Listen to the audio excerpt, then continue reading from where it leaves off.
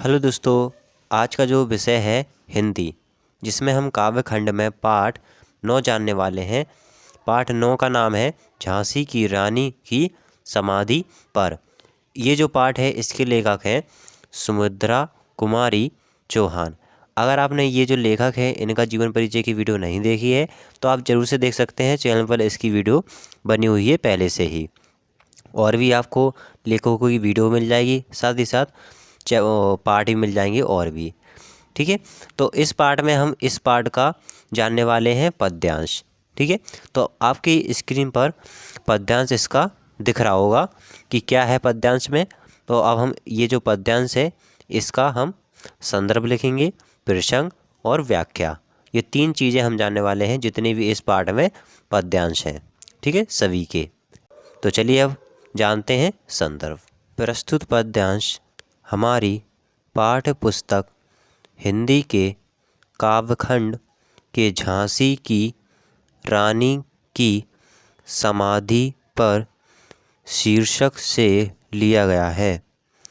इसके लेखक सुभद्रा कुमारी चौहान। तो ये हो गया है संदर्भ। अब हम जानते हैं प्रसंग। इन पंक्तियों में रानी लक्ष्मीबाई की वीरता एवं अत्यंत साहस के साथ अंग्रेजों से किए गए युद्ध का वर्णन किया है, जिसमें उन्हें वीरगति प्राप्त हुई थी। ये हो गया है प्रसंग। अब हम जानते हैं व्याख्या। लेखक ने रानी लक्ष्मीबाई को भावपूर्ण श्रद्धांजलि अर्पित करती हुई कहती हैं कि इसी समाधि के आसपास वह वीर महिला टूटी हुई विजयमाला के समान बिखर गई थी, अर्थात उनकी विजय रूपी माला टूटकर यहीं बिखर गई थी। वे इस विजयमाला को और आगे न ले जा सकीं, क्योंकि वे अंग्रेज़ों से युद्ध करते करते शहीद हो गई थीं। रानी की अस्थियां इसी समाधि में संचित हैं, जो आने वाली पीढ़ियों को उनकी वीरता के स्मृति चिन्ह के रूप में याद दिलाएंगी तथा देश के लिए कुछ कर गुजरने की प्रेरणा देंगी। लेखक ने रानी द्वारा अंग्रेज़ों के साथ किए गए युद्ध का वर्णन करती हुई कहती हैं कि रानी लक्ष्मीबाई अपने जीवन के अंत तक अंग्रेज सैनिक की तलवारों के बार पर बार सहती रहीं। जिस तरह यज्ञ में हवन सामग्री की आहुति पड़ते ही ज्वाला प्रज्वलित हो उठती है, उसी प्रकार रानी के इस बलिदान ने स्वतंत्रता की वेदी पर आहुति का काम किया। लोगों में इससे स्वतंत्रता पाने की लालसा भड़क उठी और वे क्रांति के लिए पूर्ण रूप से तैयार हो उठे। रानी के युद्ध भूमि में इस प्रकार वीरगति पाने से उनका यश चारों ओर फैल गया। तो ये हो गई है व्याख्या। अब जैसे कि यहाँ पर टाइप करने में कुछ शब्द गलत हो जाते हैं तो आप उन्हें सही लिख लिया करें। अब हम जानते हैं ये जो पहला पद्यांश है यानी पंक्ति, इसका काव्य सौंदर्य। तो भाषा हो जाएगी सरल सुबोध खड़ी बोली। शैली हो जाएगी इसमें ओजपूर्ण गीति, कॉमा लगा है 2 हो जाएंगे इसमें शैली। गुण हो जाएगा इसमें ओज। और रस हो जाएगा वीर, छंद हो जाएगा तुकांत, मुक्त, अलंकार हो जाएगा रूपक। अब जो दूसरा पद्यांश है, अब आप स्क्रीन पर देख सकते हैं, ये रहा दूसरा पद्यांश। तो अब हम जानते हैं संदर्भ। तो देखिए इसमें संदर्भ एक ही रहेगा जितने भी पद्यांश रहेंगे, तो यानी आपको पूर्ववत लिख लेना होगा। अब इसमें जानेंगे प्रसंग। प्रसंग केवल बदल जाता है और व्याख्या। तो अब हम जानते हैं प्रसंग। प्रस्तुत पंक्तियों में रानी लक्ष्मीबाई के बलिदान का वर्णन करते हुए लेखक कहती हैं कि देश की आज़ादी की रक्षा हेतु अपना बलिदान देने से रानी का गौरव और भी बढ़ गया।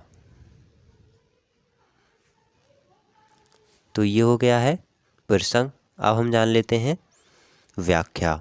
लेखक कहती हैं कि युद्ध भूमि से पलायन करना कायरों की निशानी है तथा युद्ध करते हुए वीरगति पाना वीरों की निशानी है। लेखक ने इन पंक्तियों में कहा है कि स्वतंत्रता की रक्षा करते हुए वीरगति पाने से वीरों का मान बढ़ जाता है। रानी लक्ष्मीबाई अंग्रेज़ों से युद्ध करते हुए वीर गति को प्राप्त हो गईं, इसलिए उनका मान भी ऐसे बढ़ गया जैसे सोने से भी अधिक मूल्यवान उसकी कीमत होती है।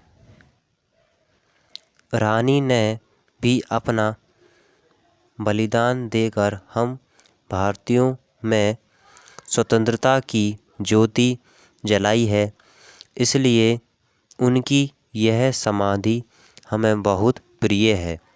इस समाधि में स्वतंत्रता रूपी आशा की चिंगारी छिपी हुई है, जो अग्नि के रूप में फैलकर हम भारतीयों को भविष्य में अन्य किसी की दास्ता से मुक्त होने के लिए प्रेरित करती रहेगी। यह समाधि हम भारतीयों के अंदर की स्वतंत्रता की ज्योति को कभी बुझने नहीं देगी तथा आज़ादी न मिलने तक हमें निरंतर इसके लिए संघर्ष करने की प्रेरणा प्रदान करती रहेगी। तो काव्य सौंदर्य होगा, भाषा हो जाएगी सरल सुबोध खड़ी बोली, जो कि हमने पद्यांश पहले में जाना था। शैली इसकी वही हो जाएगी ओजपूर्ण गीति। गुण इसमें हो जाएगा एक और ओज एवं प्रसाद इसमें जुड़ चुका है। छंद हो जाएगा तुकांत मुक्त, ये तो था ही। अलंकार इसमें हो जाएगा रूपक, ये भी था। तो ये हो गया काव्य सौंदर्य। अब हम जान लेते हैं पद्यांश तीसरा, जो आप स्क्रीन पर देख सकते हैं।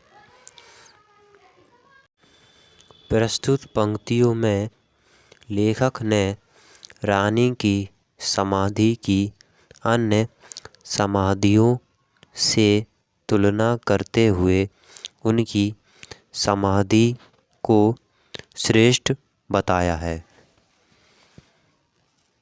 ये हो गया है प्रसंग। अब हम जान लेते हैं व्याख्या।